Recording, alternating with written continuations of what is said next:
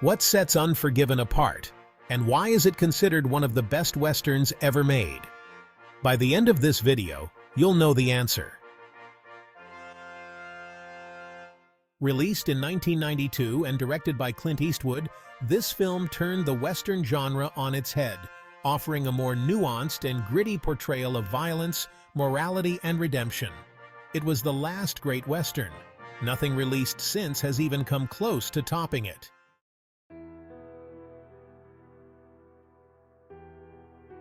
To truly understand Unforgiven, we need to look at the broader context of Western films.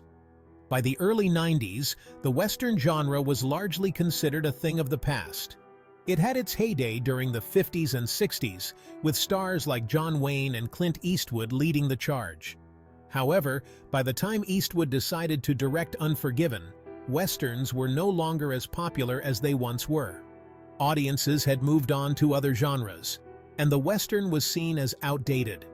Clint Eastwood, who had become a household name through his roles in Sergio Leone's spaghetti Western films like A Fistful of Dollars and The Good, the Bad, and the Ugly, had a personal connection to the genre. But with Unforgiven, Eastwood wasn't interested in making a traditional Western. Instead, he wanted to deconstruct the myths of the Old West and offer a more realistic portrayal of the violence and moral ambiguity that often accompanied it. He had been holding on to the script for over a decade, waiting for the right time in his career to tackle the story. When he did, the result was a film that became both a tribute to and a critique of the Western genre.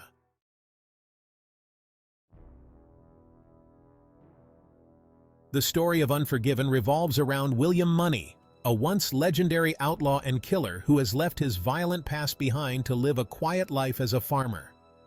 Money is haunted by his past actions and is trying to atone for them. However, he's drawn back into the life he swore to leave behind when a group of prostitutes in the town of Big Whiskey offers a reward for two cowboys who mutilated one of their own. Money reluctantly teams up with his old partner, Ned Logan, played by Morgan Freeman, and a young, ambitious gunslinger called the Schofield Kid. As they pursue the bounty, Money is forced to confront the man he used to be. Unlike traditional Western heroes, Money is not motivated by justice or honor, but by a need for money and a sense of obligation. The film presents a stark contrast to the glorified gunfighters of the past, showing instead the emotional and physical toll of violence.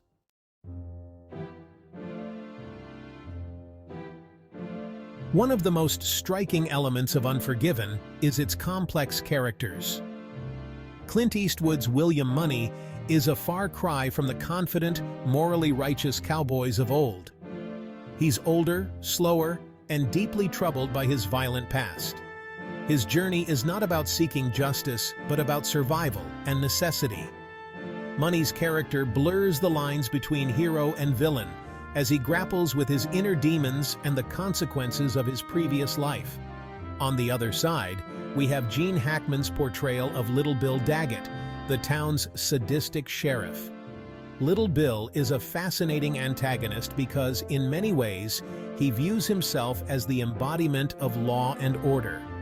Yet his brutal methods, particularly his treatment of the town's prostitutes and his merciless pursuit of outlaws, reveal a man who enjoys exerting control through violence.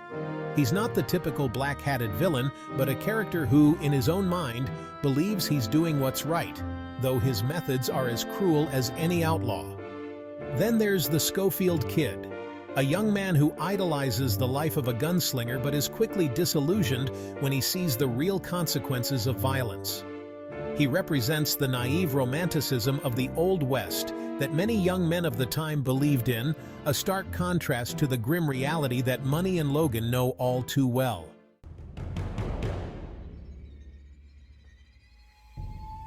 One of the defining moments of Unforgiven is the final showdown in the saloon, which is a masterclass in tension and character development. When William Money learns of Ned's death, something inside him snaps.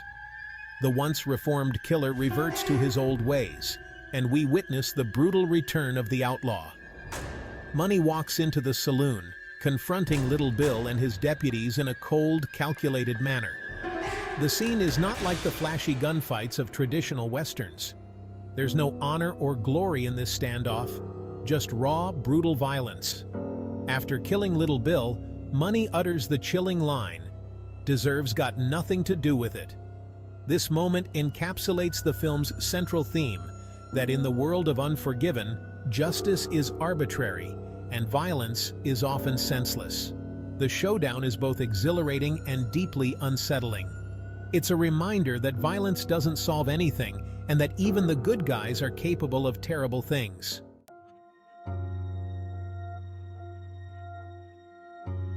At its core, Unforgiven is a meditation on the nature of violence and its consequences. In classic westerns, violence is often portrayed as a necessary evil, a way for the hero to restore order or protect the innocent. But in Unforgiven, violence is never justified. The characters who engage in it, like Money and Little Bill, are left scarred by their actions. There are no clear-cut heroes or villains, and the line between right and wrong is blurred. The film also explores the theme of redemption. William Money is a man seeking redemption for the sins of his past, but the film questions whether true redemption is even possible. By the end, Money has returned to his violent ways, leaving us to wonder if he has truly changed or if he was always destined to be a killer.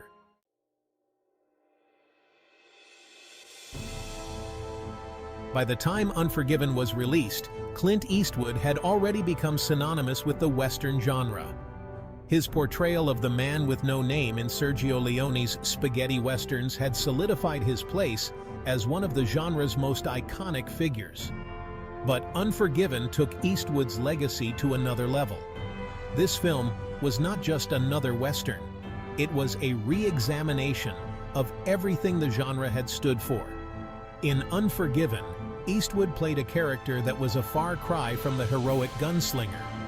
William Money was deeply flawed, filled with regret, and haunted by his past.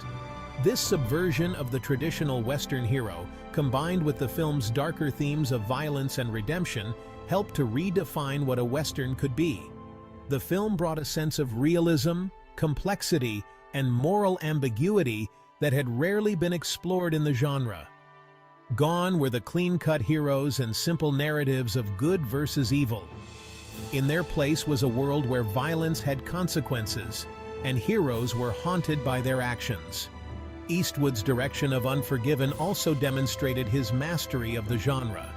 By both starring in and directing the film, he put his personal stamp on the Western one last time, cementing his status not only as a Western star, but also as one of the genre's greatest filmmakers.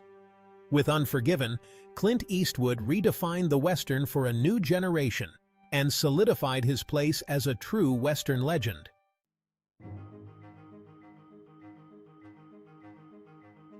Unforgiven was a game-changer for the Western genre.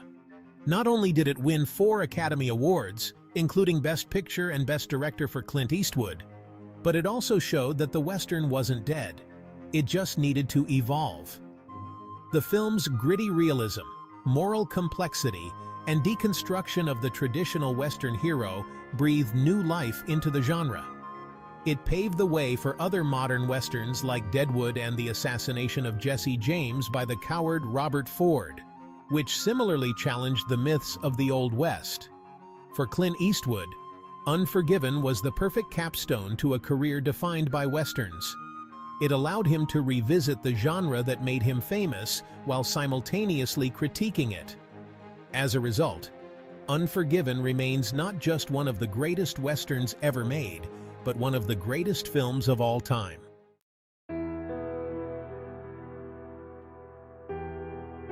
Clint Eastwood's masterpiece remains a powerful and thought-provoking film that challenges our notions of heroism, violence, and redemption in the Old West.